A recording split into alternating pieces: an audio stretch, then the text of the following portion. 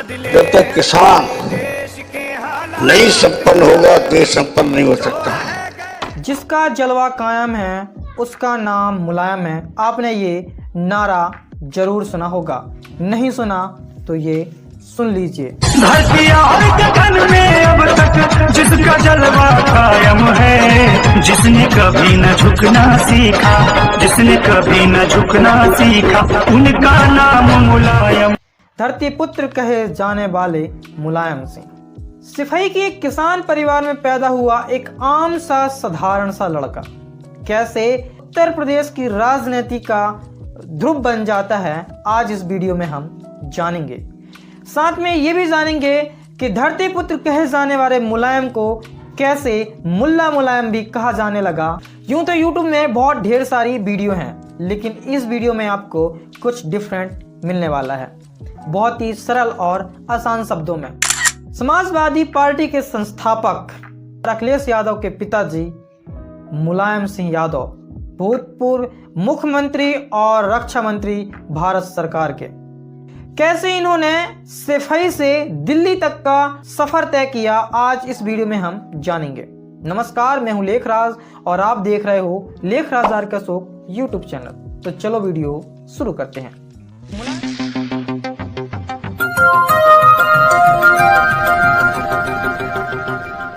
मुलायम सिंह यादव, जिनको राजनीति का पहलवान कहा जाता है, लोगों के बीच में ये धरती पुत्र के नाम से भी प्रसिद्ध हैं और इनके समर्थक प्यार से इन्हें नेताजी कहते हैं। क्या है मुलायम सिंह यादव की नेताजी बनने की कहानी?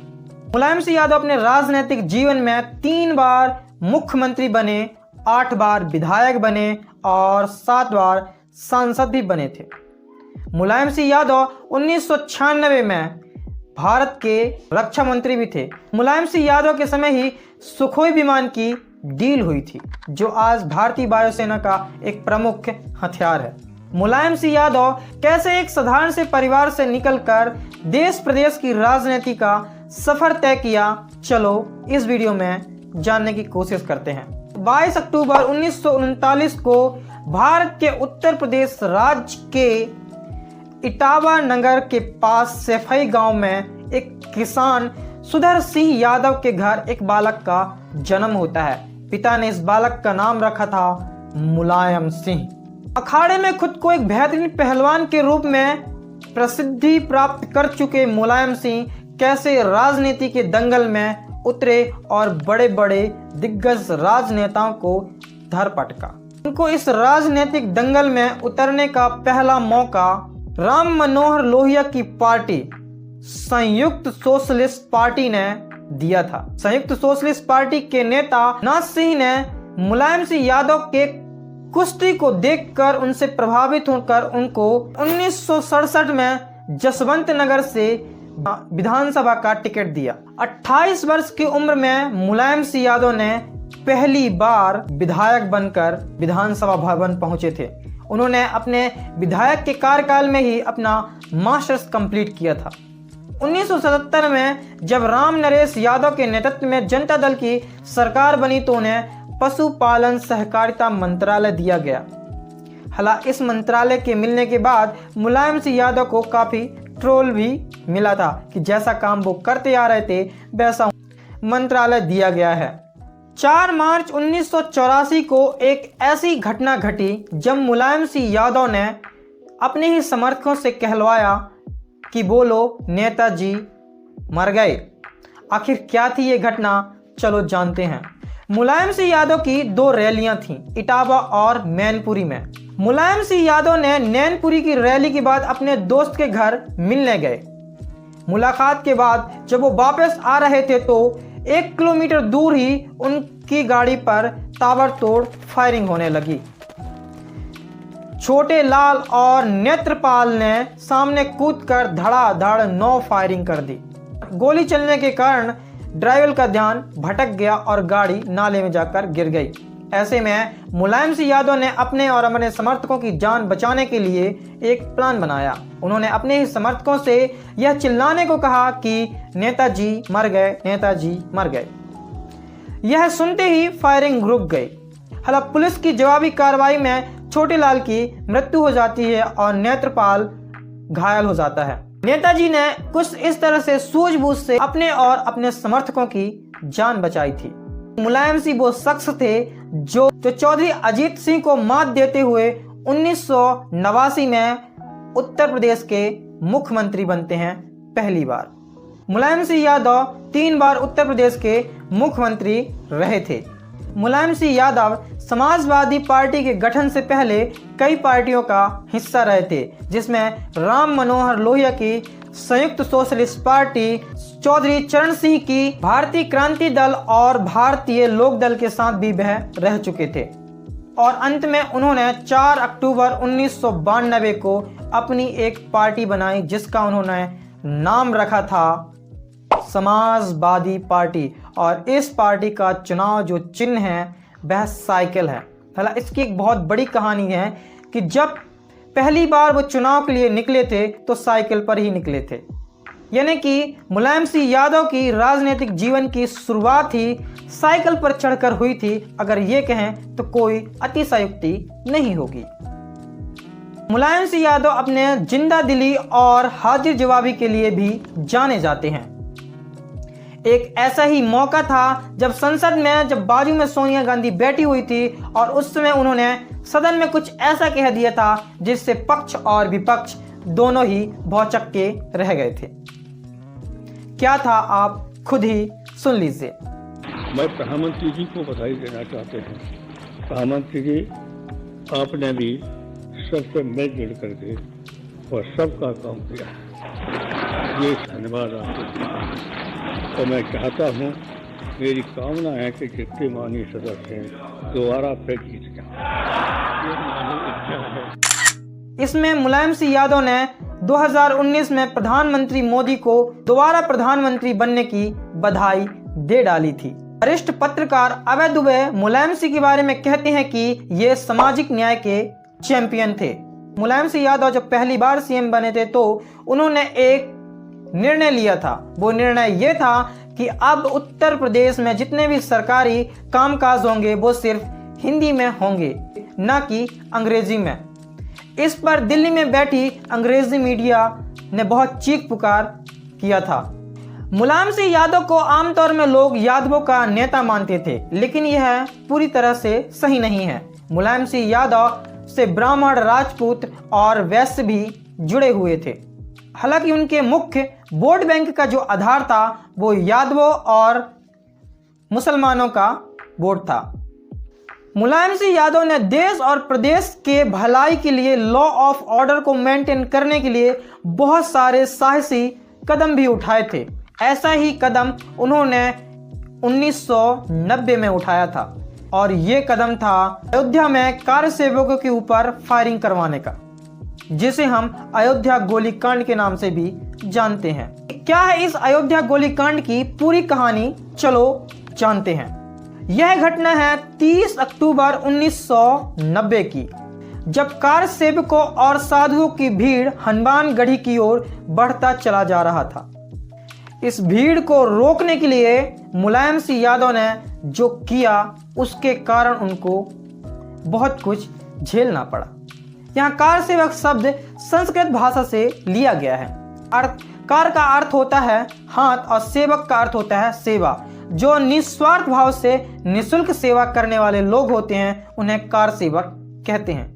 इसमें बहुत सारे पार्टी के राजनीतिक लोग भी शामिल थे, विशेष रूप के आरएसएस, बीजेपी और शिवसेना के लोग बहुत मात्रा में शामिल थे। अयोध्या में बहुत ज्यादा भीड़ को देखते हुए यहाँ पर कर्फ्यू लगा दिया गया था। इसके बाद भी भीड़ कम ही नहीं हो रही थी। पुलिस वालों के पसीने छूट रहे थे, पर वो भीड़ को मेंटेन ही नहीं कर पा रहे थे। भीड़ को मेंटेन करने के लिए वो लाठी चार्ज व आंसू गैस का भी इस्तेमाल कर रहे थे। अयोध्या से लगभग 1.5 किलोमीटर दूर ही बैरिकेडिंग कर दी गई थी ताकि कार सेवक अयोध्या में दाखिल न हो सके, लेकिन यह युक्ति भी उनकी नाकाम साबित हुई थी। बैरिकेडिंग को तोड़ते हुए कार सेवक आगे बढ़ गए थे। ऐसे में अराजकता की स्थिति को देखते हुए मुलायम सिंह यादव ने एक बहुत बड़ा और एक साहसी कदम उठाया था। हालांकि इस कदम के बाद उनकी बहुत ज़्यादा आलोचना हुई थी और उनको एक नया नाम दिया गया था, मुल्ला मुलायम। ये कदम था कार सेवकों के ऊपर गोली चलवाने का। भीड़ को कंट्रोल करने के लिए मुलायम सिंह यादव ने लॉ ऑफ ऑर्डर को मेंटेन करने के लिए और बाबरी मस्जिद को बचाने के लिए मुलायम सिंह यादव ने गोली चलवाई थी। पुलिस वालों ने अंधाधुंध गोलियां चलाई थी निहत्थे कार सेवकों के ऊपर। जो लोग इसमें मारे गए थे 1 अक्टूबर को उनका अंतिम संस्कार किया गया और इसके बाद दूसरे दिन फिर से प्रतिरोध मोर्चा खोल दिया गया। उमा भारती और अशोक सिंघल जैसे लोग इसका नेतृत्व कर रहे थे, इसकी अगुवाई कर रहे थे। ऐसे ही कार सेवकों की भीड़ हनुमानगढ़ी के लाल कोठी के पास दाखिल हुई तो मुलायम सिंह यादव ने एक बार फिर गोली चलाने का ऑर्डर दे दिया। इसमें बहुत ज्यादा लोगों मारे गए थे। कुठारी बंधु भी इस गोलीबारी में शहीद हुए थे। कुठारी बंधु 2 सगे भाई थे, राम कुमार कुठारी और शरद कुठारी। इन्होंने पहली बार बाबरी मस्जिद में भगवा ध्वज फहराया था। इनकी मृत्यु के बाद ही कार सेवा को रद्द कर दिया गया। ऐसा माना जाता है कि लगभग 11 लाख लोगों की भीड़ अयोध्या पहुंची थी। आप सोच सकते हो कि यह कितना बड़ी भीड़ थी। अगर यह वाकई में बेकाबू हो जाती तो पता नहीं क्या होता। शायद यही डर था और मुलायम सिंह यादव को यह कठिन निर्णय लेना पड़ा और इस निर्णय का कभी उनको पछतावा भी नहीं हुआ। वो अपनी रैली में क्या कहते हैं आप खुद ही सुन लीजिए इस घटना के बारे में। जब मांझा होता कांड हुआ था तो आप समझिए क्या मुसलमानों की हालत करने जा रहे थे लोग। अगर हम उस वक्त महिलाओं अगर नहीं गोली चलती, हमारे सच्चा भर गोली नहीं चलाते, अब मेरे खिलाफ पेश कर दिया तो मुलायम सिंह ने कहा हमने मरवाए। हमने मरवाए नहीं, जिन्होंने जो जिम्मेदारी थी हमारे सच्चा बलों की कि कानून कोई तोड़ने न पाए, जिन्होंने कानून तोड़ा और मस्जिद गिराने की कोशिश की, उनके खिलाफ कार्रवाई की। सुन लिया। कांग्रेस ने इस नरसंहार के बाद अपना समर्थन वापस ले लिया था और फिर मुलायम सिंह यादव की सरकार गिर गई थी। कांग्रेस के मुखपत्र नेशनल हेराल्ड में क्या छपा था आप खुद ही पढ़ लीजिए। इस घटना को विभिन्न पत्रकारों ने बड़ी प्रमुखता से फ्रंट पेज में छापा था।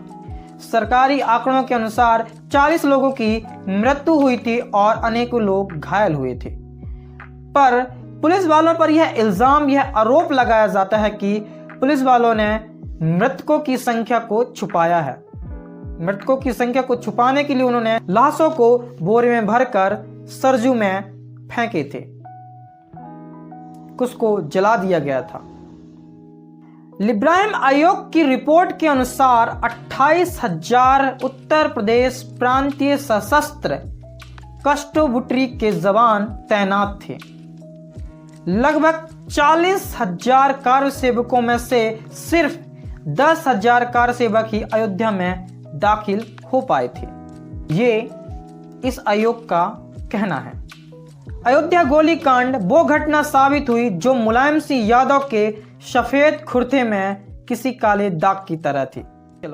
10 अक्टूबर 2022 को इस धरती पुत्र नेताजी मुलायम सिंह यादव की मृत्यु हो जाती है।